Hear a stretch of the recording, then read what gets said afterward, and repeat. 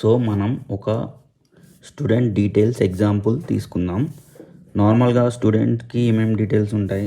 Name, age, mobile number, fees, present or absent, grade కదా. Name అంటే string type తీసుకోవాలి, age అంటే int type, mobile number అంటే long తీసుకోవాలి, ఫీజు అంటే డబుల్ తీసుకోవాలి, ప్రెజెంట్ ఆర్ ఆబ్సెంట్ అంటే బూలియన్ టైప్ తీసుకోవాలి, గ్రేడ్ అంటే క్యారెక్టర్ తీసుకోవాలి. ఎందుకు ఒక్కొక్క దానికి ఒక్కొక్క టైప్ ఆఫ్ వాల్యూస్ ఉన్నాయంటే, ఇప్పుడు నేమ్ అనేది టెక్స్ట్ టైప్ సో మనం స్ట్రింగ్లో స్టోర్ చేసుకున్నాం. ఏజ్ అనేది ఇంటీజర్ టైప్, సో మనం ఇంటీజర్ వాల్యూలో ఇంటీజర్ డేటా టైప్లో స్టోర్ చేసుకున్నాం. మొబైల్ నెంబర్ అనేది లాంగ్ అంటే బిగ్ నెంబర్ వాటికి లాంగ్లో స్టోర్ చేసుకున్నాం.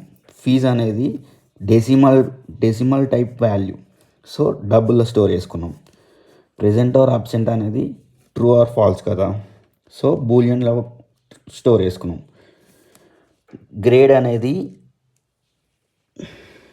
క్యారెక్టర్ కదా, ఏదైనా ఒక క్యారెక్టర్ వస్తుంది కదా మనకు. Grade A or B or C or ఏదో ఒక క్యారెక్టర్ వస్తుంది కదా, సో క్యారెక్టర్లో స్టోర్ చేసుకున్నాం.